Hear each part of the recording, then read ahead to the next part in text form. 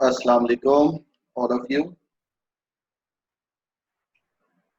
Hope you are doing well.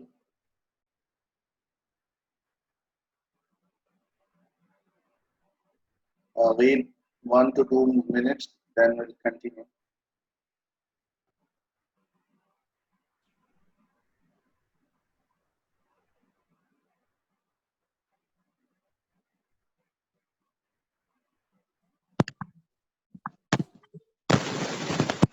Am I audible to you all?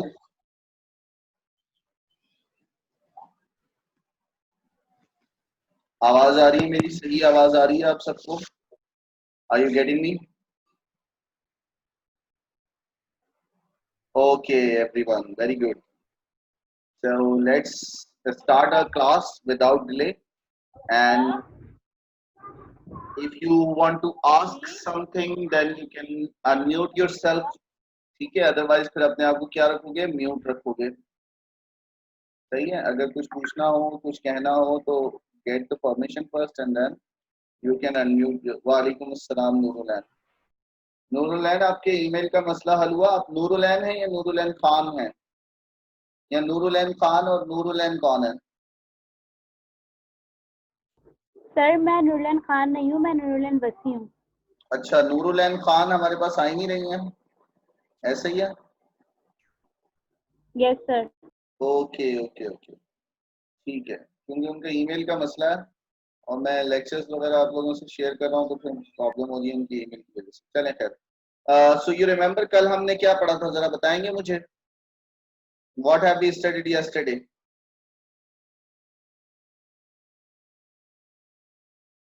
भूल गए? What have we studied? The daffodils, yes you are right. वालेकुम अस्सलाम Nikhat Fatima. Daffodils, जी जनाब, हमने कल daffodils पढ़ी थी।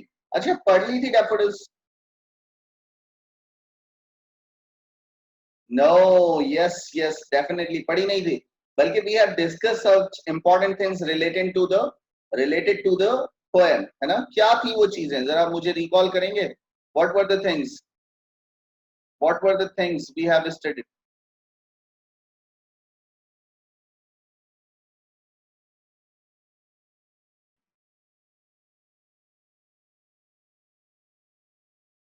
जी जनाब, I am going to share my screen with you. Rhyming था, और क्या था? What else? जी, और क्या क्या चीजें थी राइमिंग के अलावा?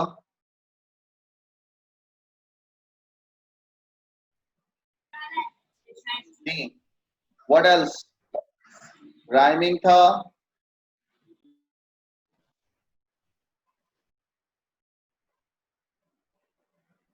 एलिट्रेशन था, स्ट्रक्चर था, फ्री वर्स था, स्टैंजा था। सिर्फ दो समझ आई? निखत वेरी गुड, सिर्फ दो समझ आई। क्या समझ आया जरा बताओ? क्लास लेट ज्वाइन की थी? Did you join the class late? कल क्लास लेट ज्वाइन की थी क्या? ओके ओके ओके, अच्छा, मैंने ये लेक्चर कल शेयर कर लिया था, मैंने कल का लेक्चर कल शेयर कर लिया था आप लोगों से। आपने ईमेल चेक किया अपनी? कल का लेक्चर मैंने कल रात में ही शेयर कर लिया था। ओके ओके ओके ओके, ठीक है ठीक है, वेरी गुड। तो लेट्स सी, हमने काफी जो है वो चीजें समझी थी, जिसमें एक क्या था? स्टैंजा था, कि अगर हमारे पास लाइंस के दरमियान कोई गैप हो तो वो क्या कहलाता है? स्टैंजा कहलाता है। जैसे ये एक स्टैंजा, इस स्टैंजा में कितनी लाइंस हैं? 6 लाइंस हैं, ये कहलाता है स्टैंजा। ये एक स्टैंजा है। इस पूरी पोइट्री में 4 स्टैंजाज हैं, 4 स्टैंजाज हैं, और हर स्टैंजा में 6 लाइंस हैं। लेकिन अगर दरमियान में गैप नहीं होता और एक ही साथ सारी लाइंस मिली हुई होती तो फिर हम उसको क्या कहते हैं? हम उसे कहते हैं लाइन फॉर्म। ठीक है, ये वाली पोइट्री कौन सी है? ये वाली पोइट्री है stanza form, that is called stanza form. इसके बाद जब हमने देखा था, हमने ये देखा था कि इसमें कुछ राइमिंग वर्ड्स मौजूद थे, जैसे क्लाउड, क्राउड, और इसी तरह हिल्स और डैफोडिल्स, है ना? These are the words, hills और डैफोडिल्स, और इसी तरह ट्रीज और ब्रीज, ब्रीज और ब्रीज। तो क्योंकि इसमें एक राइमिंग स्कीम मौजूद है, वो राइमिंग स्कीम क्या थी? हमने कहा था इसकी राइमिंग स्कीम है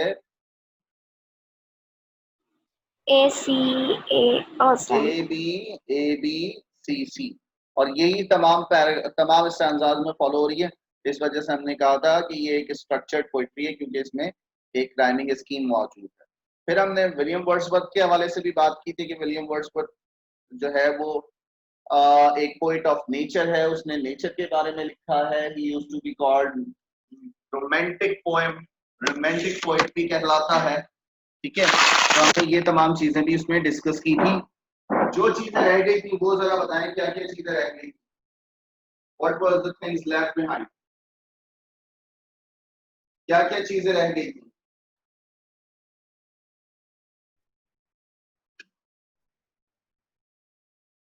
जी जनाब। कितनी चीजें हो गई थी? राइमिंग हो गया था, एलिट्रेशन हो गया था, फ्री वर्स हो गया था, स्ट्रक्चर्ड हो गया था।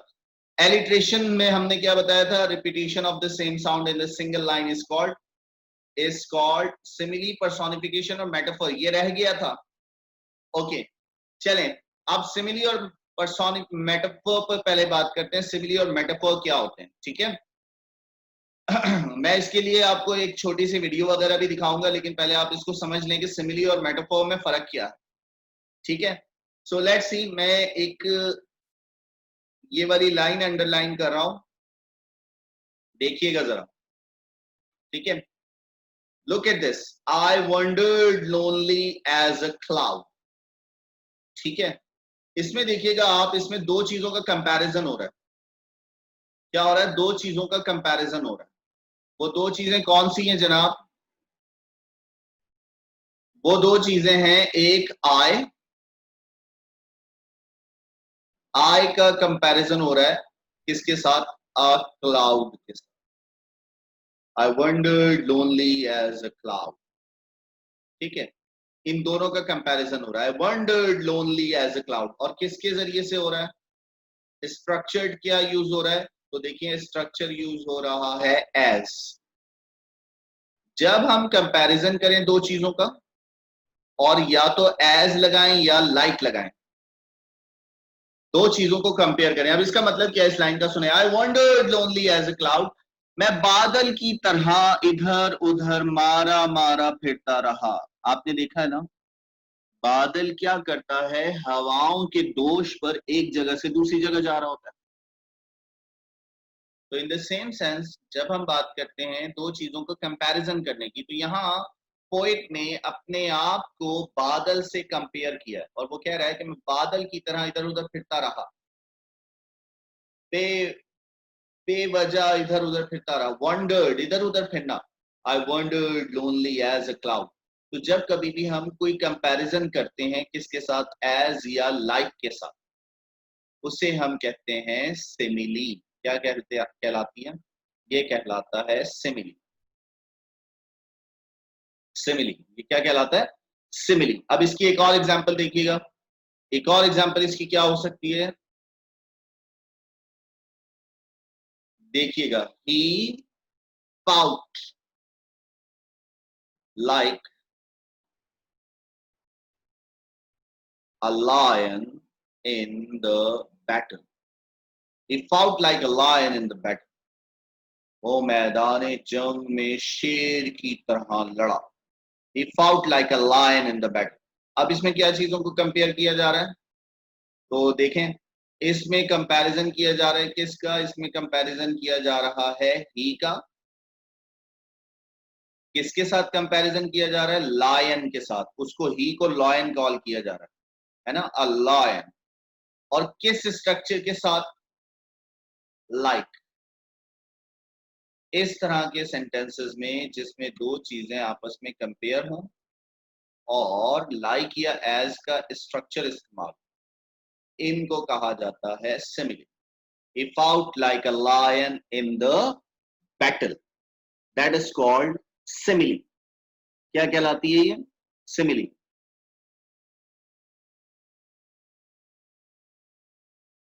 यहां तक कोई कंफ्यूजन समझ आया? क्या बात कर रहे हैं हम? जब कभी भी हम दो चीजों को कंपेयर करते हैं, लाइक और एज के साथ कंपेयर करते हैं, तो उसे कहते हैं हम सिमिली। ठीक है, अब एक और एग्जांपल देखिएगा, शायद आपने ये पढ़ रखी हो। He is as clever as an owl. वो उल्लू की तरह चालाक है। He is as clever as an owl, है ना। इसी तरह बोलते हैं sharp as a knife, sharp as a knife, चाकू की तरह तेज, शार्प एज अ नाइफ, है ना। Black as coal, as black as coal, कोयले की तरह काला। ये सब क्या कहलाते हैं? ये सब कहलाते हैं simile. What is it called? Simile. हाँ, as white as snow, yes you are right. हाँ हाँ, सिर्फ इसमें इसमें एज और लाइक यूज होता है कंपैरिजन में। ठीक है इकरा फातिमा, इसमें एज और लाइक यूज होता है कंपैरिजन के लिए, तो इसीलिए इसे क्या कहा जाता है? सिमिली कहा जाता है। और as white as snow, as she shares, as slow as a turtle, yes you are absolutely right. ये सब क्या कहलाते हैं? सिमिली कहलाते हैं। अच्छा, एक और तरह से कंपैरिजन होता है।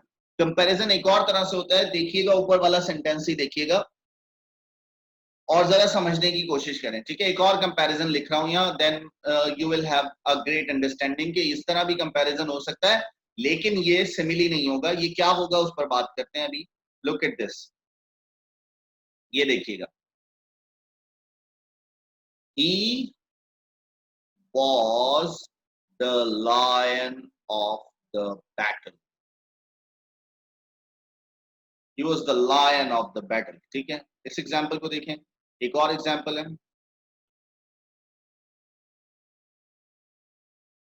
he is a black sheep in this organization. ठीक है, he is a black sheep in this organization, वो इस इदारे में बहुत ही बुरा आदमी है ना। Lion of the battle।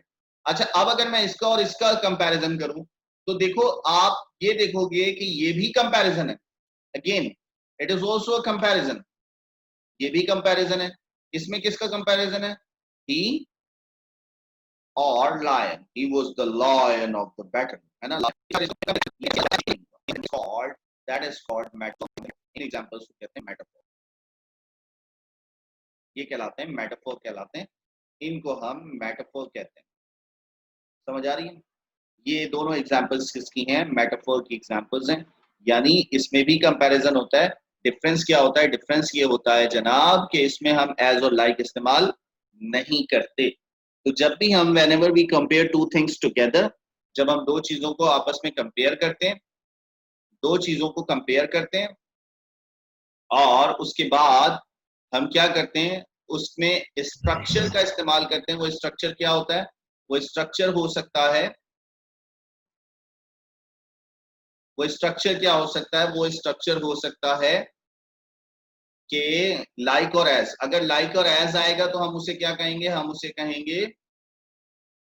उसे कहेंगे सिमिली। और अगर डायरेक्ट कंपैरिजन है तो हम उसे क्या कहेंगे? मेटाफर। ठीक है, मैं एक छोटा सा वीडियो क्लिप आपको दिखा रहा हूं इसी हवाले से।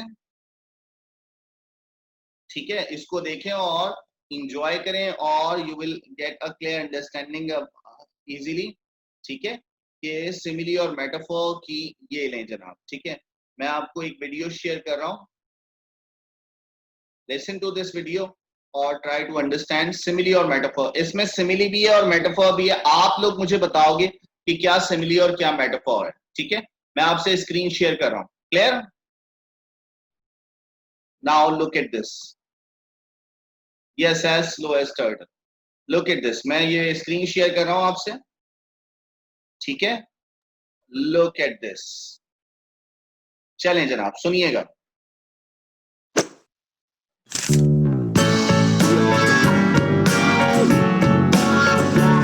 Metaphor man, simile girl। Similes and metaphors are similar, but nothing more.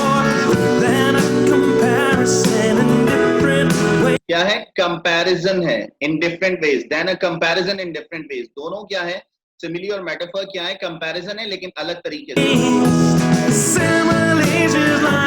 आप देखें, अभी मैंने आपको क्या बताया, सिमिली में क्या इस्तेमाल होता है, लाइक और एज इस्तेमाल होता है। लाइक और एज इस्तेमाल होता है किसमें, सिमिली में। जब हम दो चीजों को कंपेयर करेंगे लाइक और एज के जरिए से। और मेटाफर में कोई चीज नहीं होती, metaphor needs none of that, metaphor में कुछ भी नहीं लगता। They just say exactly what they want to say. ये देखें, the apple of my eye। आप बताएं जल्दी से, क्या है ये, जल्दी से बताइए। You really are the apple of my eye। क्या होगा ये, मेटाफर होगा या सिमिली होगा, जल्दी से बताइए। You really are the apple of my eye। क्या होना चाहिए, मेटाफर। यस एब्सोल्युटली मेटाफर है। इसमें क्या बोला जा रहा है, तुम मेरी आंखों का तारा हो। You really are the apple of my eye. Apple, you को एप्पल से कंपैरिजन किया जा रहा है बगैर एज और लाइक के। ठीक है, क्लियर हुआ, चलें आगे।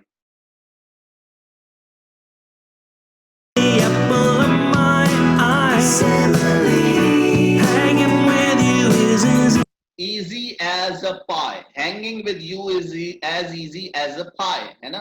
Hanging with you, तुम्हारे साथ वक्त गुजारना, as easy as a pie, बिल्कुल इतना आसान है जैसे पाए।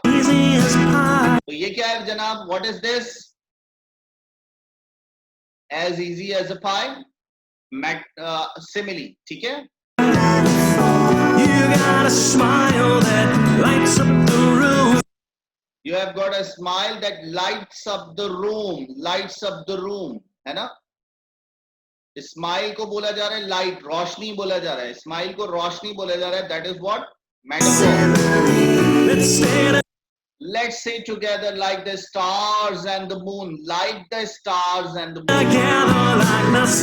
like the stars and the moon। क्या होगा ये, जल्दी से बताइए। Like the stars and the moon, like the stars and the moon, simile, yes।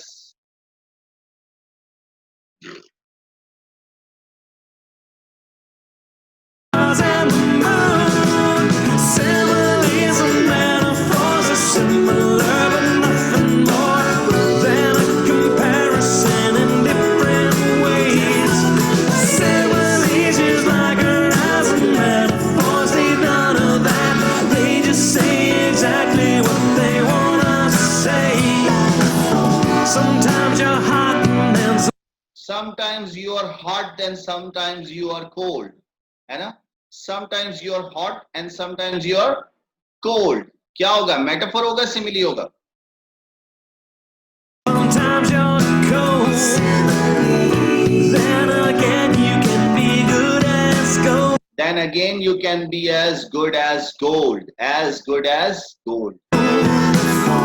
Into each life a little rain must fall. Don't just sit there like a bump on a rock. Similes and metaphors are similar but nothing more than a comparison in different ways.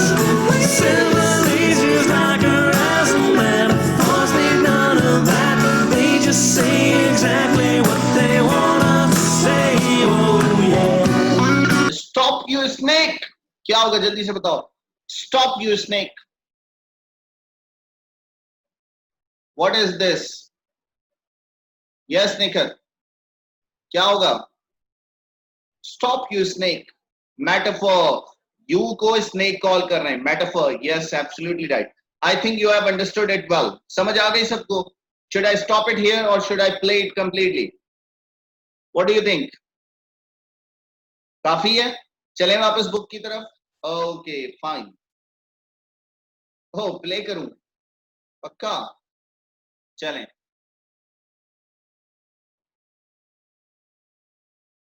Okay okay, let's play करो उसको।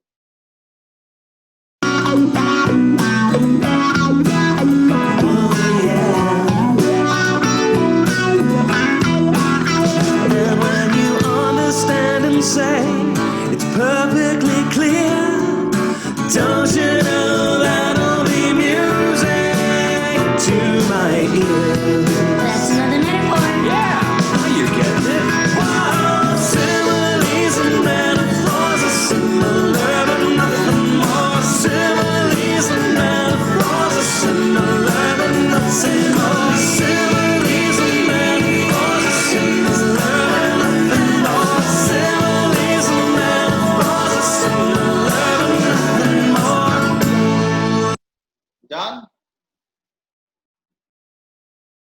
Clear हो गया? बात समझ आ गई? चलें जनाब वापस अपने बुक की तरफ चलते हैं और लेट्स मूव ऑन। अब हम अब इस स्टैंजा को पढ़ रहे हैं, ठीक है, और लेट्स सी व्हाट हैपेंस। चलें जनाब। We try to understand. I wandered lonely as a cloud that floats on high over vales and hills, when all at once I saw a crowd, a host of golden daffodils, beside the lake, beneath the trees, fluttering and dancing in the breeze. इस poetry का जो speaker है, जो इस poetry को कह रहा है, वो कौन है? पोएट है, ठीक है। Poet is the speaker of this poem, ठीक है, स्पीकर ऑफ दिस पोएम। और कल मैंने बड़े डिटेल में आपसे बात की थी कि विलियम वर्ड्सवर्थ को कुदरती चीजों से बहुत प्यार था। He used to spend his time in wandering here and there, इधर उधर फिरा करता था, पैदल सफर किया करता था, फूलों और पहाड़ों और दरियाओं और आबशार और ये तमाम चीजों को एंजॉय किया करता था। तो कहता है एक दिन क्या हुआ, एक दिन वो निकला घर से अपने और वो सफर कर रहा था, अकेला तन्हा इधर उधर फिर रहा था। I wandered lonely as a cloud, खुद कहता है अपने बारे में कि मैं इधर उधर मारा मारा फिर रहा था। I wandered, इधर उधर भटकता फिर रहा था। Lonely, अकेले तन्हा, as a cloud, बिल्कुल उस बादल की तरह जो आसमान पर होता है और जिसे जहां हवा ले जाती है वहां चला जाता है। That floats on high over vales and hills, तो क्या करता है, जो वादियों के ऊपर से, over vales and hills, that floats on high over vales and hills, जो क्या करता है, जो वादियों के ऊपर से, जो चट्टानों के ऊपर से ट्रैवल करता है। Vales is the short form of valley, वादी, दो पहाड़ों के दरमियान जो रास्ता होता है उसे वैली कहते हैं। Vales is the short form of valley. That floats on high over vales and hill, आपने देखा होगा बादल आसमान पर पहाड़ों के ऊपर से गुजरता है, चट्टानों के ऊपर से गुजरता है, वादियों के ऊपर से गुजरता है। बता रहा है कि ऐसे ही मैं भी भटकता फिर रहा था बादल की तरह, अचानक, when all at once, कहता है अचानक, all at once I saw a crowd, कहते हैं तभी जब मैं ऐसे फिर रहा था, भटकता फिर रहा था, अचानक I saw a crowd, मैंने क्या देखा, मैंने एक हुजूम देखा। I saw a crowd, एक हुजूम देखा। कहां, क्या था? A host of golden daffodils, लातादाद, a host, लातादाद, क्या? सुनहरी नरगिस के फूल, a host of golden daffodils, beside the lake, कहां थे वो? झील के किनारे। लेक किसको कहते हैं? झील को कहते हैं लेक। beside the lake, वो कहां थे? झील के किनारे पर थे। लोकेशन बताई जा रही है, beside the lake। जैसे आप अगर कभी करली झील वगैरह गए हो, तो इस तरह की प्लेस को झील कहा जाता है जहां पानी जमा हो जाता है, आकर मुख्तलिफ जगहों से पानी जो है वो वहां आकर गिरता है और वहां जमा हो जाता है। beside the lake और beneath the tree, और कहा?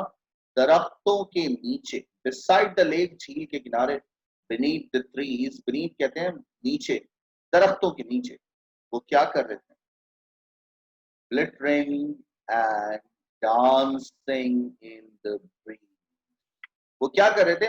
glittering, अपना सर हिला रहे थे, and dancing, डांस कर रहे थे। समझ आई? डांस कर रहे थे। अच्छा, ये डांस कौन कर रहा था? डांस कौन कर रहा था? डांस वैसे आमतौर पर डांस कौन करता है? डांस कौन करता है, जरा बताएं मुझे। इंसानी, सॉरी, इंसान डांस करता है। डेफिनेटली ह्यूमन बीइंग्स डांस करते हैं, लेकिन यहां किसके लिए बताया जा रहा है? यहां बताया जा रहा है डैफोडिल्स के लिए। किसके लिए? डैफोडिल्स के लिए कहा जा रहा है। डैफोडिल्स क्या कर रहे थे? सर हिला रहे थे, फ्लिटरिंग, लहलहा रहे थे, एंड डांसिंग, और डांस कर रहे। समझ आई? ये भी क्या है? ये भी एक फिगर ऑफ स्पीच है। क्या है? नो, ये भी एक फिगर ऑफ स्पीच है। ये कौन सा फिगर ऑफ स्पीच है? देखें, जब कभी भी हम गैर जानदार चीज में कोई इंसानी कैरेक्टरिस्टिक्स बताएं, किसी भी नॉन लिविंग थिंग में कोई लिविंग कैरेक्टरिस्टिक्स को डिफाइन करें, उसे कहते हैं हम पर्सोनिफिकेशन। क्या कहते हैं? कोई भी ह्यूमन कैरेक्टरिस्टिक इंसान जो काम करता है, वो काम अगर हम किसी नेचर ऑब्जेक्ट में बताएं तो उसे कहते हैं पर्सोनिफिकेशन। क्या कहते हैं? Personification. It is called personification. ये कहलाती है पर्सोनिफिकेशन। क्या कहलाती है? पर्सोनिफिकेशन। पर्सोनिफिकेशन, ठीक है। क्या है पर्सोनिफिकेशन? मैं दोबारा एक बार एक्सप्लेन कर रहा हूं। इंसानी किरदार की कोई भी खूबी, जैसे सरगोशियां करना, आपने सुना होगा, कहते हैं वो सरगोशियां कर रही, कान में कुछ कह रही है, विस्परिंग का वर्ड इस्तेमाल होता है। अब देखिए यहां लिखा हुआ है, सेंटेंस देखिएगा, the winds were whispering, whispering, the winds were whispering, है ना? क्या बोल रहे हैं? हवाएं सरगोशियां कर रही थी। अब सरगोशी करना किसका काम है? ह्यूमन बीइंग का। इंसान सरगोशियां करता है, नीची आवाज में कानाफूसी करता है, और हमने किसके लिए कहा? हवा के लिए कहा। The winds were whispering, the winds were whispering। तो यहां हवा के लिए हमने क्या कहा? हमने कहा वो विस्पर कर रही हैं, सरगोशियां कर रही हैं। इसमें इंसानी किरदार की खूबी हमने किस में बता दी? हवा में बता दी, एक नॉन लिविंग थिंग में बता दी। हवा, हवा के अंदर हमने क्या बताया? विस्पर करना बताया। क्योंकि ये जो इंसानी किरदार की खूबी है, विस्पर करना या डांस करना या फ्लिटरिंग करना, वो किस में बता रहे हैं? नॉन लिविंग थिंग्स में। जब कभी भी हम इंसानी किरदार की कोई खूबी नॉन लिविंग थिंग्स में बताते हैं, दैट इज कॉल्ड पर्सोनिफिकेशन। एक और एग्जांपल सुनिएगा। The tree branches knocked at the door. The tree branches knocked at the door. The tree branches knocked at the door. दरख्त की शाखों ने दरवाजा बजाना शुरू किया। दरवाजा कौन बजाता है? ह्यूमन बीइंग्स बजाते हैं। और हमने किसके लिए बताया? हमने दरख्त के लिए बताया कि वो क्या कर रहा है? नॉक कर रहा है। नॉक कौन करता है? Human beings. तो इसे हम कहते हैं पर्सोनिफिकेशन। क्या कहलाता है? पर्सोनिफिकेशन। कोई मसला किसी को पर्सोनिफिकेशन समझ आई? कोई भी इंसानी किरदार की खूबी अगर हम किसी नॉन लिविंग थिंग्स में बताएं तो उसे कहते हैं पर्सोनिफिकेशन। क्या कहते हैं? पर्सोनिफिकेशन। ये कहलाता है पर्सोनिफिकेशन। क्या कहलाता है? पर्सोनिफिकेशन। ठीक है, एक वीडियो क्लिप दिखा रहा हूं छोटा सा पर्सोनिफिकेशन भी, ताकि अच्छे से समझ आ जाए। जरा सा वॉच कीजिएगा। पर्सोनिफिकेशन, ठीक है। अच्छा, ये मीटिंग जब एंड हो जाए ना तो उसके बाद इसी आईडी से कनेक्ट हो जाइएगा दोबारा। 10 मिनट बाद ये मीटिंग एंड हो जाएगी। पर्सोनिफिकेशन, ठीक है। Look at this. मैं एक वीडियो शेयर कर रहा हूं, छोटी सी वीडियो। क्लियर? जी जनाब, देखिएगा। I am sharing a video with you all.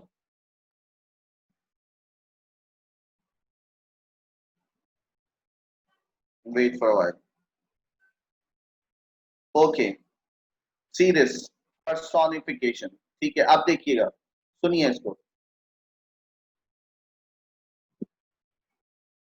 ये देखिएगा, हवा तेज चली।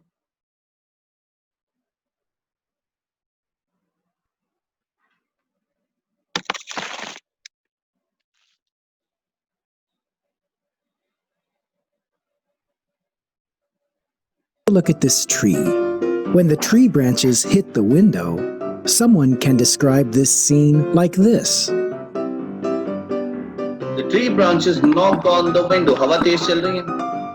What about when a kite gets stuck in the tree? The tree caught the kite.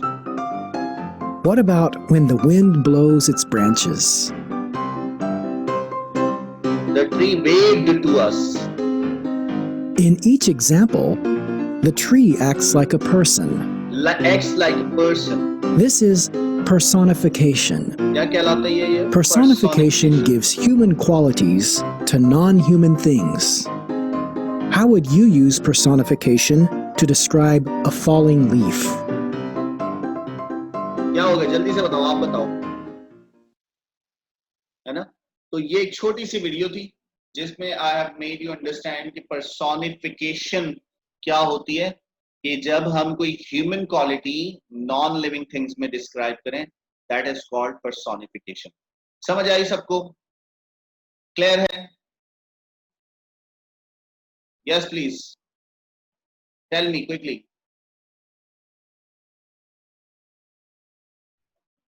Clear? Okay, personification, ठीक है. Okay okay, very good. चलें जनाब, अब आगे बढ़ते हैं. Continuous as the stars that shine. इसमें कौन सा फिगर ऑफ स्पीच आया? आप लोग बताइए मुझे जल्दी से. Continuous as the stars that shine. कौन सी फिगर ऑफ स्पीच आई है? Continuous as the stars that shine. Very good. Simile. देखिए, अब डैफोडिल्स को कंपेयर किया जा रहा है किसके साथ? डैफोडिल्स को कंपेयर किया जा रहा है स्टार्स के साथ. ये देखिएगा, एज आ गया यहाँ, और स्टार्स से कंपैरिजन किया जा रहा है. और किसका कंपैरिजन किया जा रहा है? डैफोडिल्स का. द स्टार्स दैट शाइन, है ना? As the stars. किसको? डैफोडिल्स को कंपेयर किया जा रहा है. This is what called, this is called simile.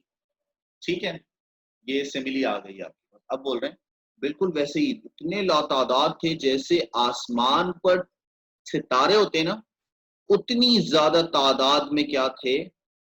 Daffodils थे. And twinkle on the milky way.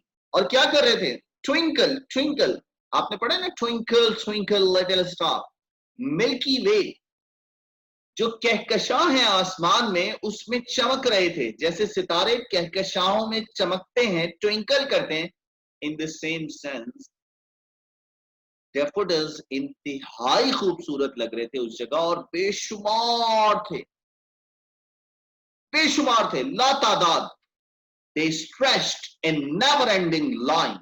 और ऐसे फैले हुए थे. स्ट्रेच्ड कहते हैं फैले हुए होने को. स्ट्रेच्ड, फैले हुए थे. नेवर एंडिंग लाइन, ना खत्म होने वाली कतारों में फैले हुए थे. यानी पोएट की जहां तक निगाह जा रही थी, उसे क्या नजर आ रहे थे? उसे जो है वो फ्लावर्स नजर आ रहे थे. Along the margin of a bay. Margin of a bay, ये जैसे आप अगर किसी खेत में या किसी बागीचे में जाएं तो वहां लाइन से पौधे लगे हुए होते. लाइन से पौधे लगे होते. मिसाल के तौर पर एक पौधा यहाँ लगा हुआ है, एक पौधा यहाँ लगा हुआ है, एक पौधा यहाँ लगा हुआ है, लाइन से इस तरह एक मार्जिन ऑफ अ बे. अब ये पौधे लगे हुए, इसी तरह एक और लाइन, इनके दरमियान में खास मार्जिन होता है ना. इस मार्जिन ऑफ अ बे इस तरह खास कतार में क्या लगे हुए हैं? वो डैफोडिल्स के फूल लगे हुए. अलोंग द मार्जिन, उनके दरमियान में फासला भी है, और एक मुनज्जम कतार के जरिए से वो क्या है? वो वहां लगे हुए हैं. Clear? Along the margin of a bay. अब हेलो, यस आयशा, कुछ कहना है? You want to say something Ayesha?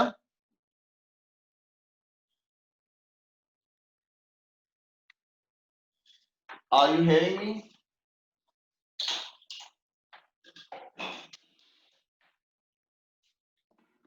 Okay, shall I continue?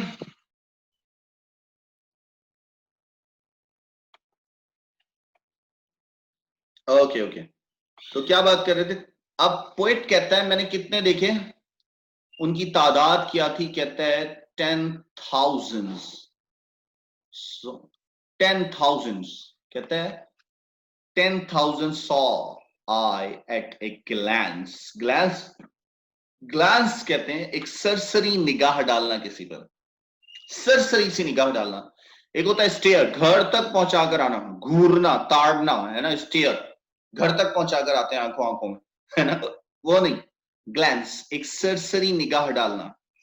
Glans कहता है जब मैंने एक निगाह डाली, तो मैंने जब फूलों की तरफ रुख किया और एक निगाह उठाई उनकी तरफ, तो वो कितने थे, 10,000। यानी मिसाल के तौर पर क्या बताया जा रहा है, हाँ झलक कह सकते हैं और सरसरी निगाह भी कह सकते हैं। सरसरी सी निगाह, है ना, एकदम पड़ती है किसी पर नजर और फिर हटा लेते हैं, वो ग्लैंस कहलाता है, निगाह डालना। अब कह रहे हैं कितने देखे, 10,000 saw at a glance। अब 10,000 क्या मतलब, उसने गिन लिए थे 10,000? नहीं, उसने गिने नहीं थे, बल्कि वो ये कहना चाह रहा है कि ला तादाद, बेशुमार, बहुत ज्यादा तादाद में थे वो, उनकी तादाद इंतहाई ज्यादा थी। 10,000 saw at a glance, और मुझे लगा कितने होंगे वो, तकरीबन 10,000 के करीब होंगे। एक निगाह डालने पर मुझे ऐसा लगा कि इनकी तादाद बहुत ज्यादा हो। यहां तक क्लियर हो गया। अब वो क्या कर रहे थे, टोजिंग देयर हेड्स, अपने सर उठा रहे थे। अब देखें यहां अगेन, टोजिंग देयर हेड्स, सर कौन उठाता है, ह्यूमन बीइंग। सर किसका होता है, ह्यूमन बीइंग। किसके लिए बता रहे हैं आप, किसके लिए बता रहे हैं, टोजिंग देयर हेड्स किसको बता रहे हैं, सर उठा रहे थे। कौन सर उठा रहा था, ये क्या है, ये क्या कहलाएगा, कौन सा फिगर ऑफ स्पीच है ये, हाँ डैफोडिल सर उठा रहे थे। यस असरा मुख्तार, बिल्कुल, you are absolutely right. Personification, tossing their heads in sprightly dance, अपना सर उठा रहे थे, जैसे क्या कर रहे हो, बड़ी खुशी के अंदाज में नाच रहे हो। That is also called personification, यानी इंसानी किरदार की खूबी, टोजिंग देयर हेड्स, अपना सर उठाना। और वो किसके लिए बताई जा रही है, वो बताई जा रही है डैफोडिल्स के लिए। तो tossing their heads in sprightly dance, ये क्या कहलाएगा, ये कहलाएगा पर्सोनिफिकेशन। तो इस पोइट्री में बहुत सारे पर्सोनिफिकेशन है, इमेजरी है, मेटाफोर है, सिमिली है, और जो है वो आपके व्हाट कैन वी से के राइमिंग वर्ड्स बहुत ज्यादा हैं इसमें, ठीक है। अब लेट्स, यहां तक कोई कंफ्यूजन, सेकंड स्टैंजा क्लियर हो गया सबको, समझ आई क्या बात की जा रही है। शायर अपने एहसासात, अपनी फीलिंग्स को शेयर कर रहा है, और वो बता रहा है कि मेरा जब सामना हुआ, मैं एक ऐसे मंजर मेरी नजर से गुजरा जहां मैंने बहुत सारे लातादाद डैफोडिल्स, नरगिस के फूल देखे, और वो झील के किनारे थे, दरख्तों के नीचे थे, और लातादाद थे। मुझे ऐसा लगा 10,000 से ज्यादा है। और वो जब हल्की हल्की हवा चल रही थी, तो इट फील्स लाइक कि वो अपना सर हिला रहे थे और डांस कर रहे थे। अब वो कहाँ खड़ा हुआ है, दरिया के किनारे खड़ा हुआ है ना, दरिया के, वो झील के किनारे। उस झील में वो क्या कह रहा है कि वहां वो थी, लहरें थी। क्या थी, लहरें थी, लहरें थी। नूरुलैन कैमरा बंद कर दीजिएगा प्लीज। लहरें थी, क्या थी, लहरें। तो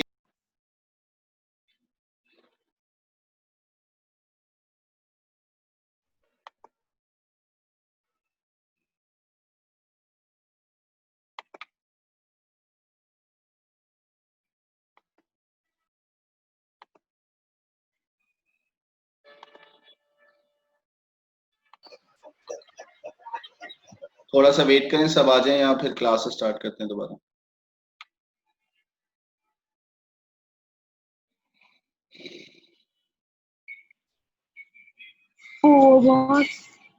जी Iqra, you want to say something, समझ आ रही है सबको, प्रॉब्लम तो नहीं है कोई, are you getting all. Tossing their heads in sprightly dance, है ना। तो क्या बोल रहे हैं कि वो क्या कर रहे थे, अपना सर हिला रहे थे। Tossing their heads in sprightly dance. अब वो कह रहा है आगे, नेक्स्ट स्टैंजा में कह रहा है, नेक्स्ट स्टैंजा में, the waves beside them dance. अच्छा, झील थी ना, उस झील में भी लहरें थी। वेव्स कहते हैं लहरों को, beside them dance. अच्छा, वो झील में जो लहरें थी वो भी क्या कर रही थी? डांस कर रही थी। वो झील में जो लहरें थी वो भी डांस कर रही थी. The waves beside them dance, है ना? और वो झील में मौजूद लहरें भी डांस कर रही थी. बट लेकिन दे, अब ये दे किसके लिए इस्तेमाल हुआ है? डैफोडिल्स के लिए. But they outdid the sparkling waves in glee. लेकिन जो डैफोडिल्स का डांस था वो ज्यादा खुशी वाला था. Glee, happiness. ग्ली किसको कहते हैं? Happiness. outdid the sparkling waves in glee.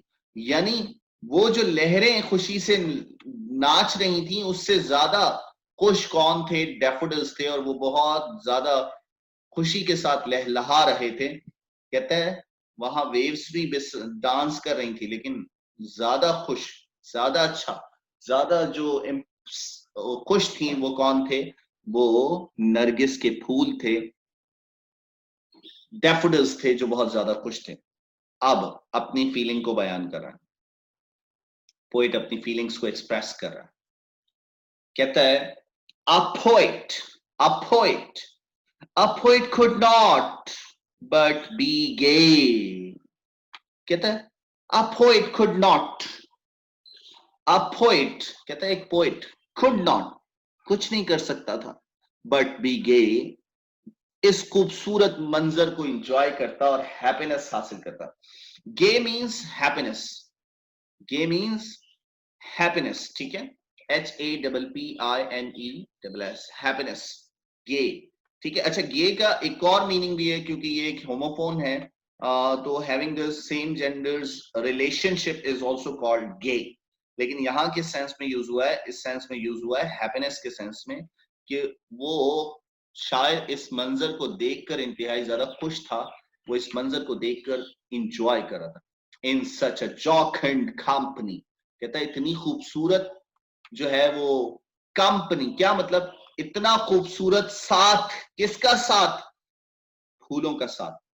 वो फूल क्या कर रहे थे? उन फूलों की खूबसूरती, तरोताजगी जो है,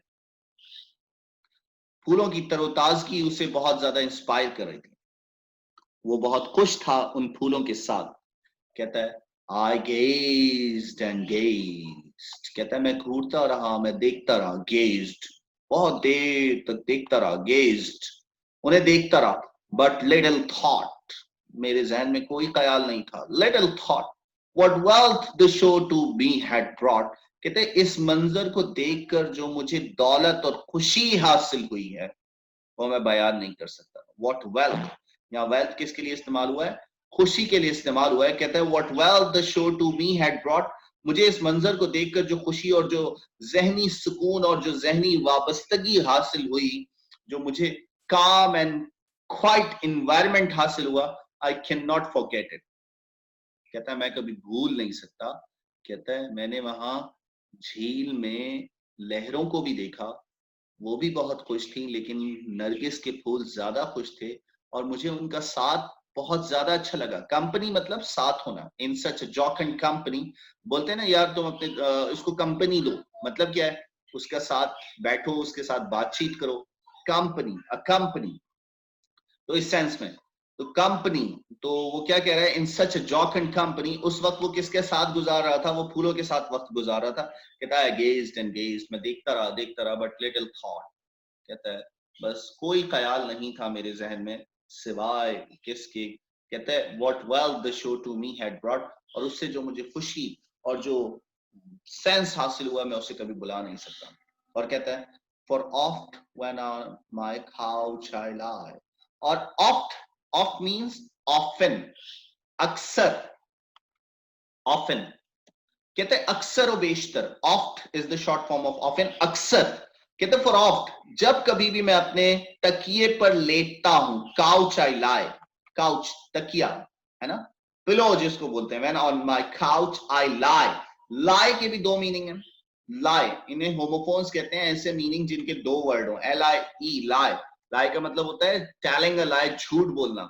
और lie का मतलब लेटना भी होता है. तो कहता है जब कभी भी मैं अपने तकिए पर लेटता हूं, काउच पर लेटता हूं, बिस्तर पर लेटता हूं, in a vacant and or pensive mood, जब मेरे जहन में कोई ख्याल नहीं होता, vacant खाली उस जहन होकर, कहता है, और in pensive mood, इंतहाई पुरसुकून माहौल में, पुरसुकून ख्यालात में, कहता है, they flash upon that inward eye, और वो ये खूबसूरत मंजर मेरी आंखों के सामने छा जाता है, which is the bliss of solitude, जो तन्हाई की एक बहुत खूबसूरत सी खुशी है.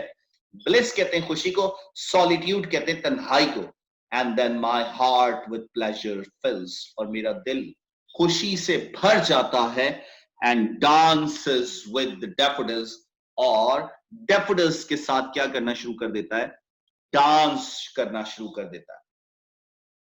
and dance my heart with pleasure fills, यानी खुशी से मेरे दिल में खुशियां भर जाती हैं और मैं उन खुशियों को भूल नहीं पाता. and dances with the daffodils, और मेरा दिल उन खूबसूरत फूलों के साथ भरपूर खुशियां मनाने लगता है. ये इस स्टैंजा में टोटली शायर ने, पोएट ने अपनी फीलिंग्स को एक्सप्रेस किया कि जब कभी भी वो ऐसा होता है ना, कल भी हमने पढ़ा था, क्या पढ़ा था, एक बड़ा मशहूर कोटेशन है जॉन कीट्स का, और वो कहता है, a thing of beauty is a joy forever. होता है ना, कभी इंसान किसी मंजर को देखता है और वो मंजर उसकी आंखों में कैद हो जाता है, वो उस खूबसूरत मंजर को कहीं भूल नहीं पाता, कभी भी भूल नहीं पाता, वो हमेशा उसकी आंखों के सामने आ जाता है. कभी कभार जब वो अकेले बैठा तन्हा सोच रहा होता है, कोई सोच नहीं होती सिवाय खुशियों के, तो वो मंजर उसकी आंखों के सामने आ जाता है और ऐसा लगता है कि जैसे वो वहां मौजूद हो.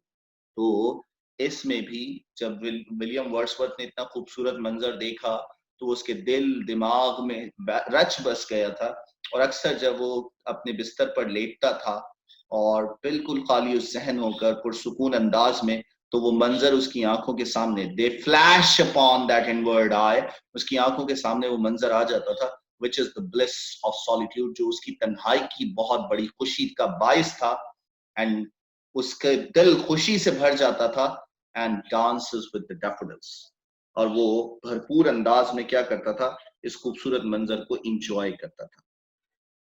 तो दिस इज ऑल अबाउट, ये थी आपकी एक लवली पोएम जिसका नाम था daffodils. Hope you liked it, आपको बहुत अच्छी से समझ आई होगी इसकी, और जो है आपको ये पोएट्री पसंद भी आई होगी. What do you think? Any question from your sides? आप कोई सवाल पूछना चाहते हैं? You want to say something regarding, कोई आपका सेंस, कुछ कहना चाहते हैं, कोई बात जो रह गई हो, कोई सवाल आपका? Yes please. पेंसिव मूड, पुरसुकून, इंतहाई ज्यादा सुकून के अंदाज में, और वेकेंट, खाली, बिल्कुल कोई ख्याल नहीं होता इंसान के जहन में. Very good, clear each and everything, clear है sir. Okay, wish you all the best. अगली क्लास में इसकी क्वेश्चन आंसर्स और आरटीसीज वगैरह डिस्कस होंगी. Till then, take care of yourself. Wish you all the best. Allah Hafiz.